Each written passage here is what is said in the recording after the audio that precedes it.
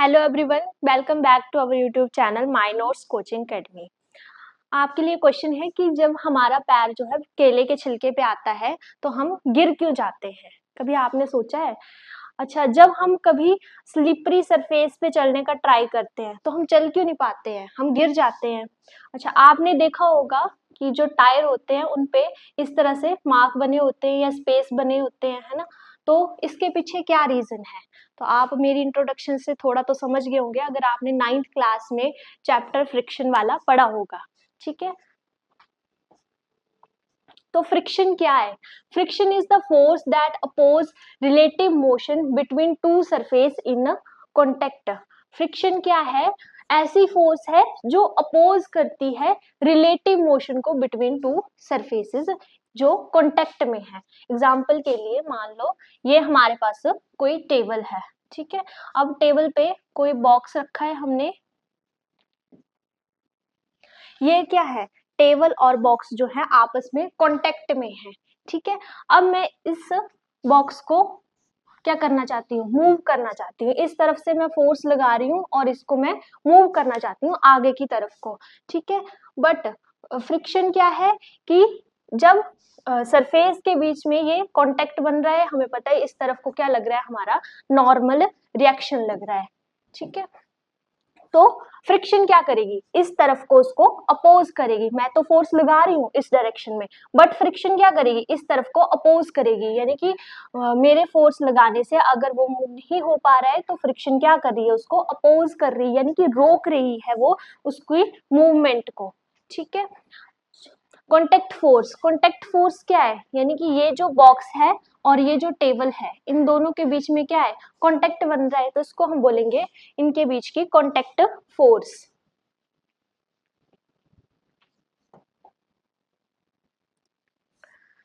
Next है हमारे पास types of friction. तो फिर से हम एग्जांपल की मदद से समझेंगे। मान लो ये टेबल है और ये बॉक्स है, ठीक है। अब मैं लगा रही हूँ यहाँ पे फोर्स, बट मेरी इतनी फोर्स नहीं है कि ये मूव कर पाए। मैं इतनी फोर्स नहीं लगा रही, यानी कि फोर्स क्या लेस है जितनी इसके मूवमेंट के लिए वो अवेलेबल नहीं है, उतनी नहीं है कि ये मूव कर पाए आगे की तरफ को। तो ये क्या है? यानी कि स्टेट में है, स्टैटिक है, यानी कि रुका हुआ है। फोर्स उतनी नहीं लग पा रही है कि ये मूव कर पाए, ये बॉक्स जो है वो मूव कर पाए। तो उसको क्या बोलेंगे हम? स्टैटिक फ्रिक्शन, यानी कि उसकी मूवमेंट के पहले वाली। और अगर मैंने उसमें उतनी फोर्स लगा दी कि ये क्या करना लग पड़े? मूव करना लग पड़े, ये जो हमारा बॉक्स है ये आगे की तरफ मोशन करने लग पड़े, ठीक है। तो वो हमारा आ जाता है काइनेटिक फ्रिक्शन में, यानी कि अब मूवमेंट स्टार्ट होगी तो काइनेटिक फ्रिक्शन में आ जाएगा ये। काइनेटिक फ्रिक्शन में यानी कि ये मूव करने को लग पड़ेगा, ठीक है। आगे है लिमिटिंग फ्रिक्शन। लिमिटिंग फ्रिक्शन है यानी कि जब हमारी मूवमेंट स्टार्ट होती है, ये मोशन स्टार्ट होता है उससे जस्ट पहले वाला टाइम, यानी कि मैंने इतनी फोर्स लगा दी कि ये मूवमेंट में आ गया, उसके बिफोर यानी कि उसके पहले वाला टाइम, ठीक है। और स्टैटिक फ्रिक्शन और काइनेटिक फ्रिक्शन के बीच वाली फ्रिक्शन को हम क्या बोलेंगे? Limiting friction. आगे इनके फॉर्मूले हैं, यानी कि स्टैटिक फ्रिक्शन, ये जो स्टैटिक फ्रिक्शन है वो हमेशा लेस होती है नॉर्मल के, ठीक है। ये हमेशा क्या होती है? लेस होती है नॉर्मल के। और यहाँ पे आप देख रहे होंगे म्यू एस, तो ये है हमारे पास कोफिशिएंट ऑफ स्टैटिक फ्रिक्शन, ठीक है। और यहाँ पे लिमिटिंग फ्रिक्शन में क्या बोलते हैं हम? कि हमारे पास हमने इतनी फोर्स लगा दी, मैक्सिमम फोर्स लगा दी जितनी उसको चाहिए मूवमेंट के लिए, यानी कि अब हमारे पास फोर्स मैक्सिमम हो गई है नॉर्मल के, ठीक है। और लास्ट में काइनेटिक फ्रिक्शन, ठीक है। इसको रिप्रेजेंट करेंगे हम के साथ, यानी कि हमारी अब जो है वो मूवमेंट के लिए उतनी फोर्स लग चुकी है कि वो मूवमेंट में आ चुका है। आपने देखा होगा जैसे कि हम जब भी जो है जैसे कि यहाँ पे मेरे पास बुक है, अगर मैं इसको फोर्स लगा रही हूँ और स्लाइड कर रही हूँ, तो ये आगे की तरफ स्लाइड, जब मैंने इसको फोर्स लगा दी है, ये स्लाइड होता जा रहा है, तो अब मेरी फोर्स जो है वो धीरे धीरे कम हो जाएगी, यानी कि अब मुझे ज़्यादा उतनी फोर्स नहीं लगाने की जरूरत होगी जितनी मुझे स्टार्टिंग में। जैसे आप बाईसाइकिल चलाते हैं तो उसमें भी आपने देखा होगा कि स्टार्टिंग में आपको जो है वो ज़्यादा फोर्स अप्लाई करनी पड़ती है बाईसाइकिल चलाते टाइम, और धीरे धीरे जो है आपको जो है फोर्स कम कर दे तब भी हम बाईसाइकिल चला लेते हैं। नेक्स्ट है रोलिंग फ्रिक्शन। रोलिंग फ्रिक्शन में क्या होता है कि हमारे पास जो है वो कांटेक्ट कम हो जाता है, यानी कि कांटेक्ट लेस हो जाता है ऑन दी सरफेस। सरफेस के साथ जो है यहाँ पे देख सकते हैं आप, कांटेक्ट क्या है, कम है, ठीक है, जिसकी वजह से हमें जो है वो कम फोर्स लगानी पड़ती है और इजीली हम रोल कर सकते हैं। इसका एग्जांपल जैसे कि सिलेंडर वगैरह हम रोल करते हैं ना, तो उसमें क्या होता है, उसमें हमें कम फोर्स लगानी पड़ती है।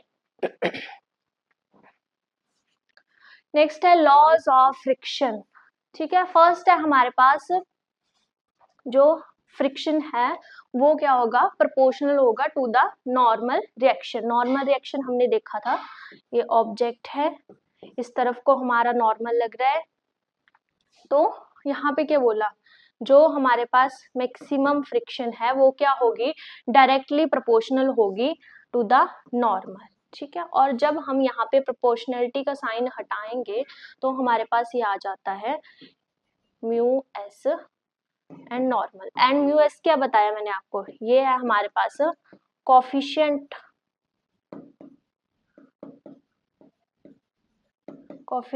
ऑफ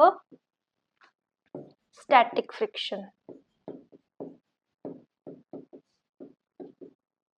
ठीक है, सेकंड है इंडिपेंडेंट ऑफ एरिया। ठीक है, यानी कि एरिया चाहे हम बढ़ा भी दे या कम कर दे उसको, ठीक है, तो वो उसमें जो है फ्रिक्शन में कोई फर्क नहीं पड़ता है। ठीक है, वो इंडिपेंडेंट ऑफ एरिया है, वो एरिया पे डिपेंड नहीं करती है। ठीक है, वो डिपेंड करती है, फ्रिक्शन हमारी डिपेंड करती है on the nature of surface, कि हमारा जो सरफेस है उसका नेचर कैसा है, उस पर डिपेंड करती है। तो ये हो गया हमारा लॉज ऑफ फ्रिक्शन।